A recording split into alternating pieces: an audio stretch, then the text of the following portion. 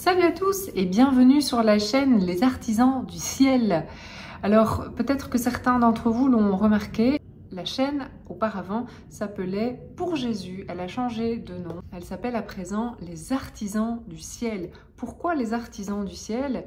Eh bien parce que vous, comme moi, nous sommes invités par le Seigneur à être un artisan du ciel, à créer le ciel, à multiplier le ciel, et cela grâce à quoi? Grâce à la divine volonté. La divine volonté, certains d'entre vous la connaissent déjà par cœur, d'autres ne connaissent pas encore bien, se méfient ou bien se posent 1000 questions. Et donc cette chaîne se veut comme un passeur, en tout cas un passeur de petites perles, de trésors, pour vous faire découvrir la divine volonté et vous la faire aimer surtout, et à travers elle, à vous faire aimer le Seigneur. Vous avez lu la Genèse, Adam et Ève. Ève, qui la première incite Adam à craquer sous l'invitation du démon et à mordre la pomme, cette pomme qui a fait couler tant d'encre et que beaucoup de théologiens et d'exégètes ont déjà bien creusé comme un petit verre là, pour essayer de comprendre qu'est-ce que c'est réellement cette pomme. Beaucoup ont cru qu'il s'agissait simplement d'un symbole. Qu'est-ce que c'est cette pomme? Eh bien, c'est notre volonté humaine, notre volonté propre.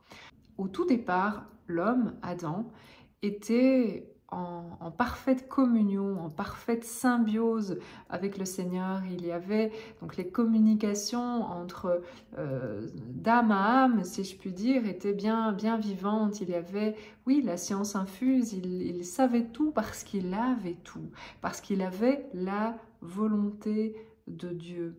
C'est cela, la divine volonté, telle qu'elle est présentée et expliqué par le Seigneur lui-même dans les écrits du ciel. Les écrits du ciel, c'est ce qui a été reçu et transcrit par Luisa Picarreta. C'est elle, Luisa Picarreta. On reviendra plus tard sur sa vie lors d'une prochaine vidéo. L'homme, donc, dans la Genèse, dans le jardin d'Éden, vivait en parfaite communion, en parfaite symbiose et en parfaite paix avec Dieu, puisqu'il vivait dans cette volonté. Il avait la divine volonté. Finalement, on pourrait traduire cela en l'essence même. Il avait en lui l'essence même de Dieu, son désir, son projet pour l'homme.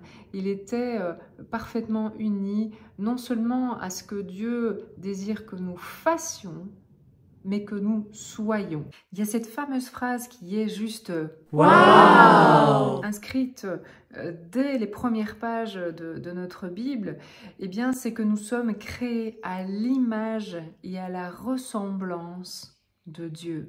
100 fois, vous allez me copier ça, 100 fois. C'est que nous sommes créés à l'image et à la ressemblance de Dieu. Et finalement, ce qui est merveilleux là-dedans, c'est que Dieu voyait sa propre image dans l'homme. Vous savez, comme on regarde un miroir et quand on se reflète, on retrouve notre image, et bien Dieu, c'était comme ça. Il se retrouvait initialement dans l'homme, puisque Adam, avant la faute, reflétait parfaitement cette image de Dieu.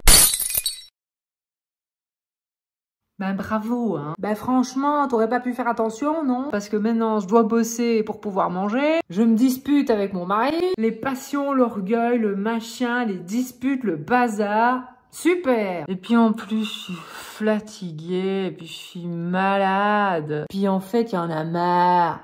Mais il y a une bonne nouvelle, c'est qu'il est possible de revenir à l'ordre, au rang et au but pour lequel nous avions été créés.